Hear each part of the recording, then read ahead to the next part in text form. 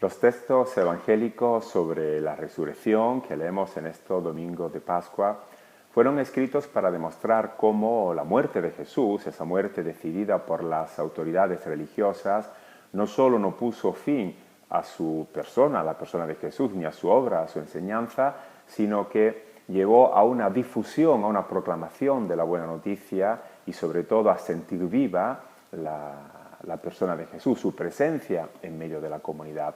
Así nos los cuenta Juan en este tercer domingo de Pascua, en un texto muy rico, muy denso de significado que se puede dividir en tres cuadros. El primer cuadro tiene que ver con la misión de la comunidad, el segundo con la Eucaristía y el tercero con el discipulado, cómo se reconoce un discípulo en la historia, un discípulo de Jesús. Juan dice que Jesús se manifestó por tercera vez a sus discípulos y ahora va a demostrar de qué manera esa manifestación tiene que llevar a una misión eficaz en la historia de la comunidad, cómo tiene que la comunidad sentir esa presencia de Jesús mediante la celebración de la Eucaristía y cómo el discípulo tiene que darse a conocer mediante esa lealtad, esa adhesión plena a la persona de Jesús. Jesús se manifiesta por tercera vez después de que la comunidad que ya ha sido mandada a la misión, así fue el primer anuncio que Juan nos cuenta, cuando Jesús se manifiesta el domingo, ese día de la resurrección, a su comunidad, diciéndoles, como el Padre me ha mandado a mí, también os mando yo a vosotros, y infundiendo su espíritu sobre la comunidad. Pues bien, esta comunidad ahora se encuentra en misión, pero no consigue hacer nada. Dice el evangelista que estaban los discípulos, Simón Pedro, Tomás, el mellizo, Natanael, el de Caná de Galilea, los de Zebedeo y otros dos discípulos, y que Pedro dice, voy a pescar, también nosotros vamos contigo, es decir, esta comunidad que se pone en una actitud de misión, de ir a llevar adelante ese trabajo que le ha sido encomendado, pero dice el evangelista que aquella noche los discípulos no pescaron nada, no cogieron nada. Para que la misión tenga efecto hay que hacerla siempre en sintonía con Jesús. Hay que llevar adelante el trabajo en plena sintonía con la palabra, con la enseñanza del Evangelio. Por eso Jesús se manifiesta y les dice de qué manera tienen que hacer esta misión. Jesús les dijo, echad la red al lado derecho de la barca y encontraréis.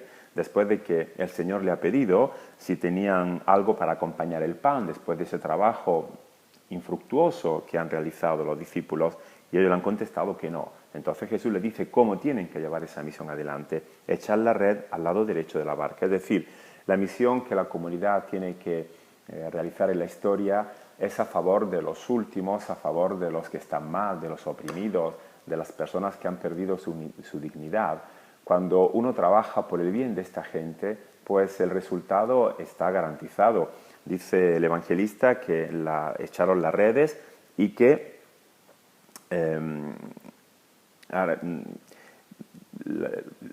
y no tenían en absoluto fuerzas para tirar de ellas, de las redes, por la multitud o la muchedumbre de los peces que cogieron. Es decir, que la misión está garantizada en su realización cuando se siguen las indicaciones de Jesús. Y esto llevará a Pedro, a Simón Pedro, dice el evangelista, a reconocer y a darse a conocer como discípulo, a reconocer la presencia de Jesús y a darse a conocer como discípulo, porque él, al oír que era el Señor, esto lo dijo el discípulo amado, Pedro se ató una especie de delantal a la cintura porque estaba desnudo. Es decir, Pedro reconoce que la misión tiene éxito cuando se hace en actitud de servicio. Ese delantal, esa prenda que Pedro se ciña a la cintura, recuerda el pasaje del lavatorio de los pies de los discípulos, cuando Jesús también se puso un delantal para realizar ese servicio. Cuando la misión se realiza de esa manera, el éxito está garantizado. El segundo cuadro, entonces, ahora es la Eucaristía. Cuando la misión se realiza como Jesús, como el Señor nos indica, ahora se puede celebrar ese resultado, se puede celebrar esa presencia del Señor que prepara, el Señor es el que prepara la cena. Dice el evangelista, les dijo Jesús, después de que han cogido esa gran cantidad de peces, les dijo Jesús, venid a almorzar. A ningún discípulo se le ocurría cerciorarse preguntándole ¿quién eres tú?, conscientes de que era el Señor. Llegó Jesús, cogió el pan y se lo fue dando, y lo mismo el pescado. Así ya por tercera vez se manifestó Jesús a los discípulos después de levantarse de la muerte. Juan nos presenta esta celebración de una manera figurada de la Eucaristía, en el que es el Señor Jesús el que sirve, el que prepara el pan y prepara el pescado, pero también el que ha pedido a los discípulos que ellos también pongan algo de su trabajo en esa cena. La Eucaristía tiene valor cuando no solamente el Señor se ofrece como pan, sino cuando los discípulos también saben llevar su trabajo a ese banquete, a esa mesa, saben poner algo de su esfuerzo, de manera que ese pan que se dona tenga un sabor más rico, o sea, también esté compuesto por el trabajo de la comunidad, por esa misión que han sabido realizar los discípulos en sintonía con Jesús. Y por último, el último cuadro que nos presenta Juan, ese diálogo que tiene Simón Pedro con Jesús. Por 3 veces Jesús le va a preguntar acerca de su amor. Pedro no tiene el coraje de responder de una manera decidida a esas preguntas de Jesús. Simón de Juan, ¿me amas más que estos?, le preguntó Jesús, y Simón le responde, sí, Señor, tú sabes que te quiero. No dice tú sabes que te amo, porque Pedro todavía tiene muy reciente esa experiencia de la negación, de la traición que ha hecho hacia su Señor y hacia su Maestro. Pero por tercera vez, cuando Jesús le pregunta, ¿me quieres?, Pedro se puso triste porque le había preguntado, ¿me quieres? Y le respondió, Señor, tú lo sabes todo, tú sabes que te quiero.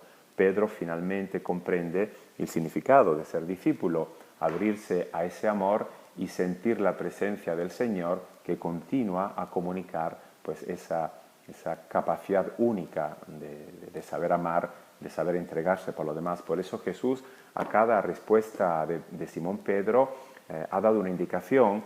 Le ha dicho a Pedro, pues tienes que apacentar mis corderos o tienes que pastorear mis ovejas.